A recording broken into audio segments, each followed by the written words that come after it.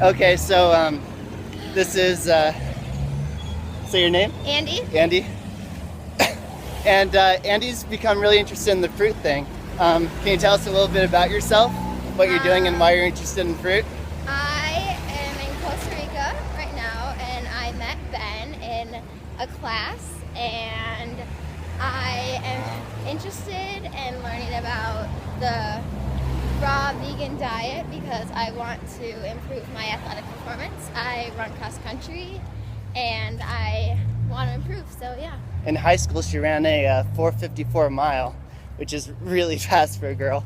Um, So, oftentimes when I tell people about the fruit thing, they tend to fight me on it. Like, even if they're already eating a vegan diet, they're like, no, it can't be fruit. The answer can't be fruit. But you seem to accept it really quickly. So, kind of wondering why that is. Did you kind of already have it, the idea in the back of your head that, maybe fruit's really good for us? Um, well, obviously I love fruit. Everyone loves fruit.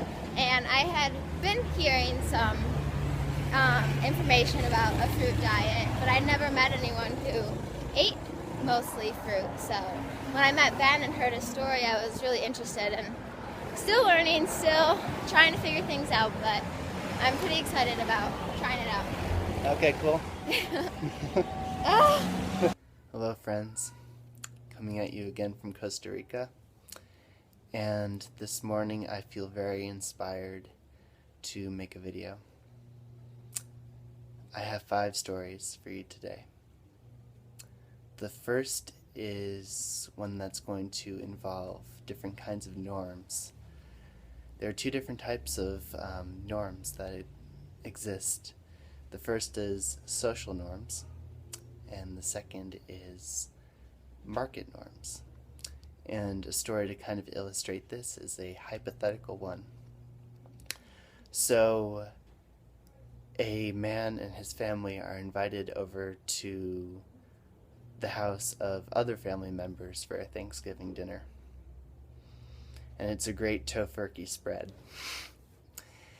And after dinner, the guy stands up and he says, "And now how much do I owe you for this fantastic meal?" See, if you were operating in market norms, this makes perfect sense. You give something to me of value and I repay you for it. And rationally, I think this makes a lot of sense too, and this is how people tend to think. But socially, it just doesn't work. You don't pay back your family members literally for the Thanksgiving dinner. If you want to balance the reciprocity, what you do is you offer something instead. So you're not operating in market norms, you're operating in social norms. That's the first story. The second story involves 2 of my friends. I have a friend who owns an organic production in California, and she grows the best tomatoes and melons I've ever had. And I have another friend who's been raw for over 8 years, and I wanted to introduce them to each other and have a really nice picnic and a really nice day, and that happened. And I also thought that there might be a way to facilitate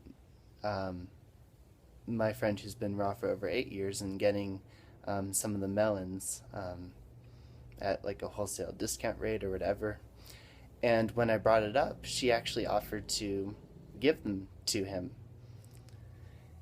And he had a hard time accepting that gift, and I think part of the reason is because he was operating in market norms, not in social norms. And what's funny about this friend who had a hard time accepting the gift is I hung out with this guy almost every weekend for a month, and he was always extremely generous with me. He always gave me like awesome, organic, ripe, expensive produce. I was just always eating his stuff because he knows how to do it, and his stuff was often better than what I had. And geez, I felt kind of weird about accepting that gift as well. But that's the second story. The third story. It is December, and I show up at a Fruit Luck in San Francisco, or Oakland rather. Two guys show up, and they bring big boxes of persimmons.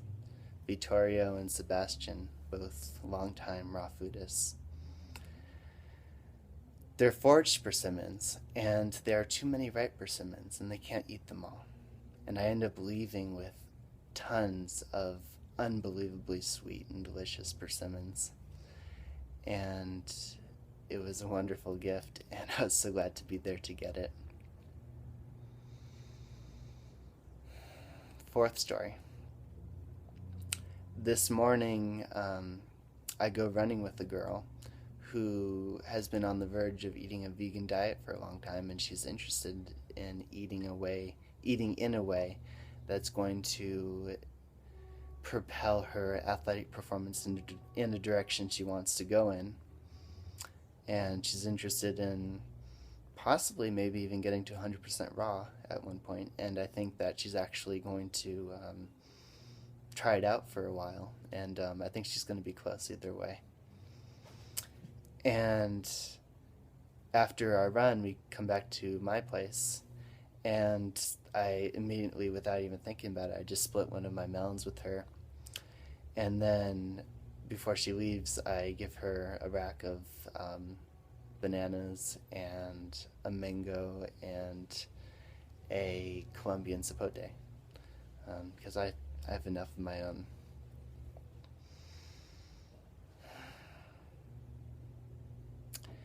And another story, last one. So my friend grows organic melons and has a lot of them during a certain time of year. And Ann Osborne is a really, really big fan of one of the melons that my other friend grows.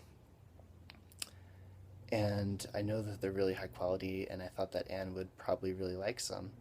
So I offered to take some to the Woodstock Fruit Festival for her, because she can't often get them where she lives because she lives in a tropical climate and they're not a tropical fruit.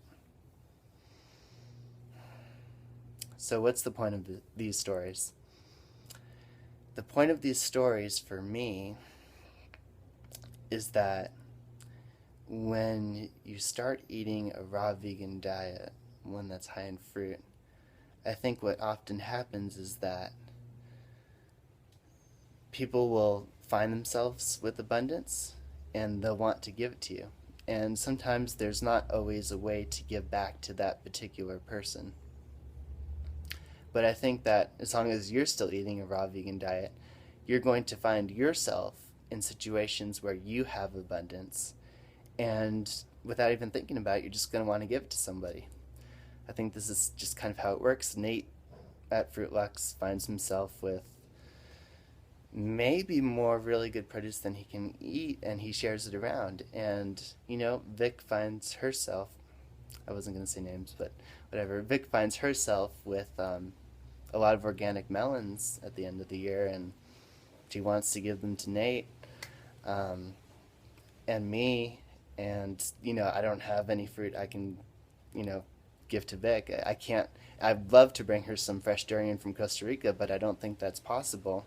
But then, my friend shows up here, and I know she's really going to enjoy some of the ripe fruits I have, so I give those to her. And just kind of this endless paying it forward type of system that's really nice and seems to be kind of a reality of what you get involved in when you go to a fruit-based vegan diet. So, somebody offers you a gift, just take it, as long as it feels balanced.